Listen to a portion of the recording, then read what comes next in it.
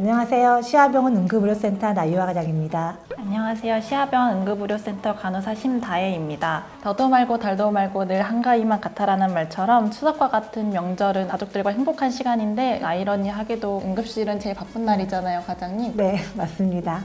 추석에는 많은 인원들이 모여가지고 음식을 나눠 먹고 성묘나 차례를 지내는 다양한 활동을 하는데 그래서 응급사항이 자주 발생하게 됩니다. 막상 문을 여는 병원과 약국들이 많지 않아가지고 예기치 않은 응급사항에 대처하기 힘들 경우가 많더라고요.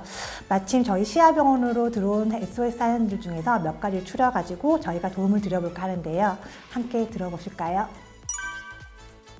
안녕하세요. 우리 가족에게 풀리지 않는 미스터리가 하나 있어서 이렇게 시화병원에 급하게 사연을 씁니다. 그 미스터리는 바로 명절만 되면 가족들이 돌아가며 식중독에 걸리는 미스터리입니다. 보통 명절 전날 온 가족이 모여서 부침개, 동그랑땡, 산적 등을 만들거든요. 음식들은 베란다에 내놓고 다음날, 다다음날, 다다다음날까지 맛있게 먹습니다. 그래도 상하지 않더라고요. 음식 만들 때 당연히 손은 깨끗하게 씻습니다. 도대체 왜 우리 가족은 식중독의 그림자에서 벗어날 수가 없는 걸까요? 그리고 할머니께서 제가 식중독에 걸렸을 때 제일 먼저 지사제를 챙겨주셨는데요. 이건 괜찮은지요? 온 가족이 식중독이라니 정말 안타까운데요. 저도 식중독에 걸렸을 때 구토랑 설사 때문에 엄청 힘들었는데요. 이런 증상이 나타났을 때 사연자처럼 지사제를 막 복용해도 괜찮을까요, 과장님? 설사나 구토가 발생했다고 해서 지사제를 무조건 복용해서는 안 되는데요. 왜냐하면 구토나 설사 자체가 장 안에 있는 독소를 배출하고 씻어내는 자연스러운 반응이나 과정인데 오히려 증상을 심화시키거나 악화시킬 수 있기 때문에 무조건적인 지사제의 섭취는 삼가해 주시는 게 좋습니다. 식중독에 걸렸을 때는 응급 상황을 어떻게 대처해야 될까요? 첫 번째로는 설사나 구토의 증상을 완화시키기 위해서 충분한 수분 섭취를 해주는 게 도움이 됩니다. 두 번째, 복통의 증상을 완화시키기 위해서 온찜질을 해주는 것도 도움이 됩니다. 세 번째로는 음식 섭취를 할 경우에는 복통이나 설사의 증상이 좀 더 악화될 수 있기 때문에 설사가 줄어들게 되면 그때부터 천천히 소량의 죽이나 미음 정도를 섭취해 주는 게 좋습니다. 네 번째로는 위벽을 자극할 수 있는 유제품, 즉 우유나 치즈 등의 음식을 드시는 걸 삼가해 주시는 게 좋고요. 또 위벽에 자극을 줄 수 있는 지방 성분이 들어가 있는 음식도 섭취하시지 않는 게 좋습니다. 식중독을 가볍게 여기고 응급실에는 안 오는 경우가 많은데요. 꼭 와야 할 식중독의 증상으로는 무엇이 있을까요? 식중독에 의한 구토, 설사 증상뿐만 아니라 두드러기나 심한 가려움증 같은 증상이 나타날 경우에 이거는 식중독에 의한 알러지 증상일 수 있으니 반드시 응급의료센터를 방문해 빠른 처치가 이루어질 수 있도록 하는 게 좋습니다. 작년 추석 이른이 다 된 엄마가 시장에서 송편을 맛보다 목에 걸리는 사고가 있었어요. 너무 놀라 울면서 사방에 119에 신고해달라고 외쳤는데 아무도 신고해주지 않더라고요. 그 순간만 생각하면 어찌나 모두가 야속한지요. 다행히 지나가던 간호사 선생님이 계셔서 하임리히법으로 엄마의 목에 걸린 송편을 빼주셨습니다. 그땐 정신이 없어 그냥 지나갔는데 다시 추석이 다가오니 또 그날이 생각나네요. 하임리히법을 정확히 배워두고 싶어요. 시아병원 도와줄 거죠? 정말 놀라셨겠어요. 과장님, 이렇게 기도폐쇄 때 응급 상황의 골든타임이 몇 분이에요? 이런 기도폐쇄의 골든타임은 4에서 6분입니다. 이를 놓칠 경우에 호흡부전이 발생해서 뇌의 산소 공급이 제대로 이루어지지 않을 경우 뇌 손상이 발생할 수 있습니다.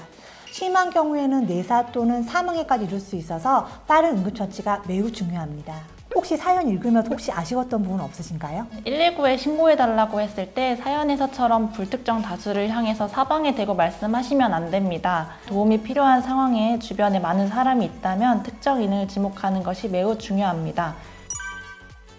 먼저 특정인을 지목해 119를 불러달라고 요청합니다.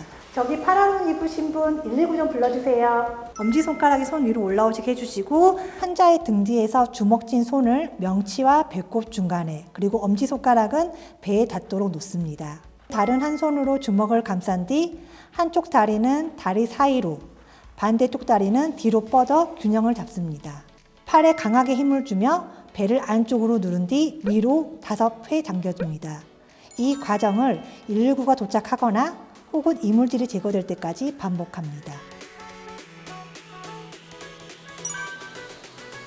약하게 할 경우 같은 행위를 계속해서 반복해야 되고 횟수가 올라갈수록 환자 신체 내부 압력이 떨어져 이물질 배출하는 것이 더 어려워지기 때문에 강하게 압박하는 것이 중요합니다.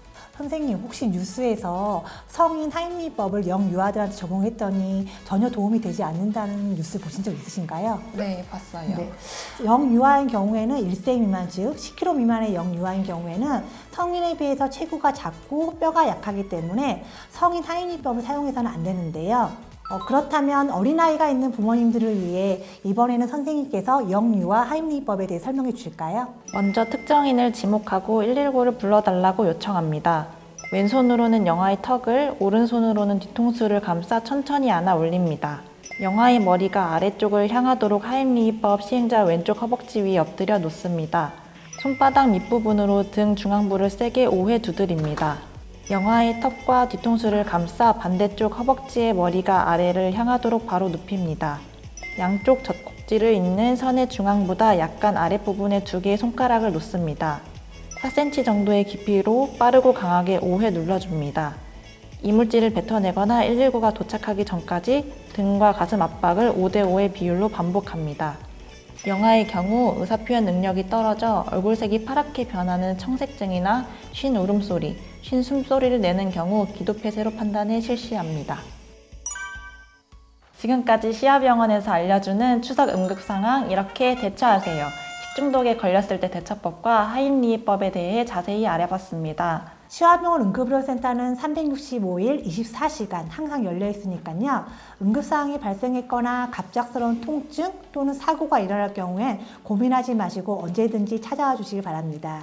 모두들 무탈하고 행복한 추석 보내시길 바라겠습니다. 감사합니다.